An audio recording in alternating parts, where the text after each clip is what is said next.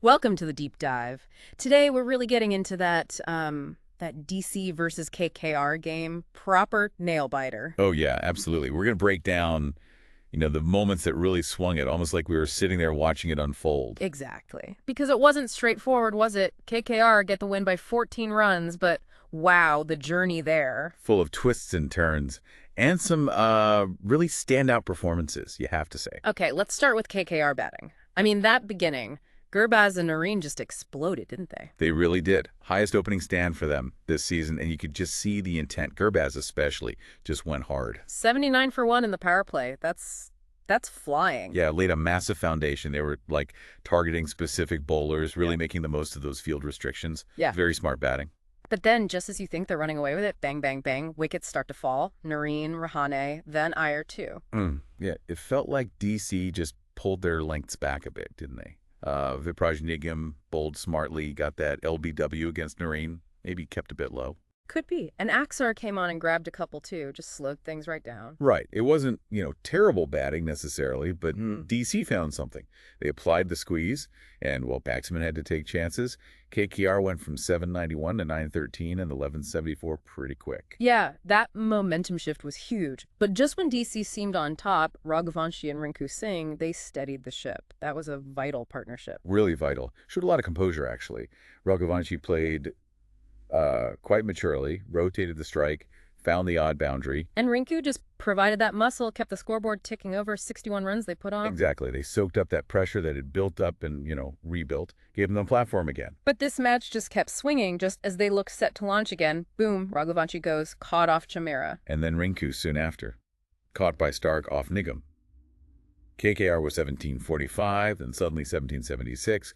You thought, maybe 220 is off the table now. Totally. Just shows how quickly things changed. DC kept finding ways back in. And then Andre Russell walks out. Yeah. And that 6 off start. 106 meters. Monstrous. Pure power. You're thinking, right, here we go, the Russell show. You definitely were. But credit to DC. They actually bowled pretty well at the death, considering KKR only managed, 36 in the last 4? Yeah, and lost 5 wickets doing it. That's pretty good execution from DC's bowlers under pressure. It really is. They varied the pace, used the dimensions of the ground well. And that final over from Starc.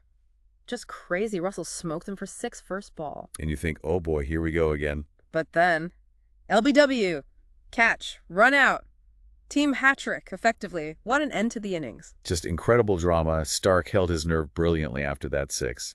Gets Powell, Roy caught, then the run out. Sums up T20, doesn't it? It really does. So KKR finished on 204 for 9. Good score, challenging, but you'd think chaseable, right? On that pitch, yeah, definitely chaseable. But you need a good start chasing 205. And DC. Well, they didn't quite get that, did they? Lost a couple early in the power play. Yeah, that immediately puts you behind the 8 ball. Pressure builds. And the KL Rahul run out, that looked like a real killer. A mix-up with Faf.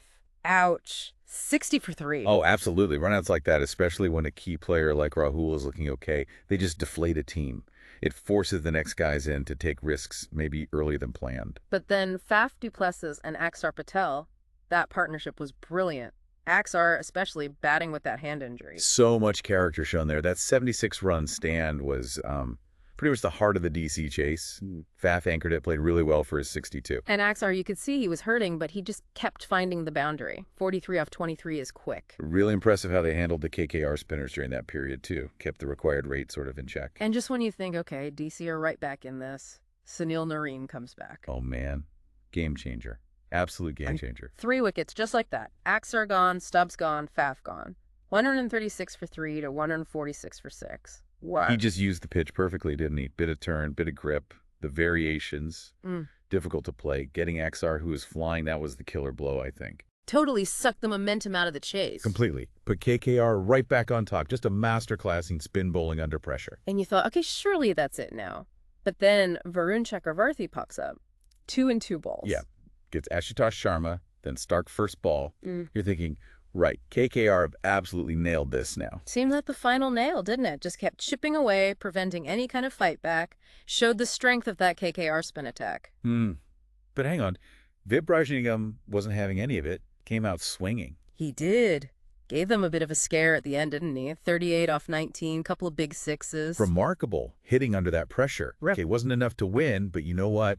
Those runs could be absolutely vital for net run rate later on. Good point. Very good point. Showed some real fight. And real composure, too, for a young player in that situation. Impressive. But then, fittingly perhaps, Andre Russell gets the ball for the last over. His birthday, too. Yeah. And he seals it. Gets Nigham with a perfect Yorker. Classic Russell. Brilliant bowling under pressure. Only gave away 1 run in that final over to Kuldeep. Clinical finish. Held his nerve. Used his experience. Great end to the match for KKR. So, looking back, key performances. Narine, obviously, player of the match. Has to be. Oh, without a doubt. Those 3 wickets, the tight bowling, plus the runs at the start. He was everywhere. Just dictated the game. But Axar Patel for DC, huge respect. Batting through the pain, bowling well, too. Immense fight from him. 2 wickets, then that knock. Showed incredible character. He almost kept them in it single-handedly for a while there. And we shouldn't forget Vipraj Nigham. Wicket with the ball, then those crucial runs at the end. Yeah, he had a really good all-around game, didn't he? Took that key wicket of Rinku, I think. Yeah. And then batted with such intent. Promising signs. Mitchell Starc, too. Yeah, he went for a few runs, but that final over comeback, 3 wickets, crucial. That's T20 bowling, isn't it? You'll get hit. But bouncing back like that under pressure at the end, that shows quality. Huge impact on the final total. And those phases where KKR lost wickets in clumps, you feel they could have maybe got 220 plus if they'd avoided those. Yeah, possibly. They had the platforms, didn't they? But those mini collapses just stalled them. Something for them to maybe look at, converting those starts even better. And for DC, that Narine spell just ripped the heart out of the chase when they were building. Absolutely the turning point. Du Plessis and Axar had them right in the hunt, then Narine just broke it open. Massive pressure after that. And Russell's final over, just calm, collected, sealed the deal. Yep, clinical execution when it mattered most.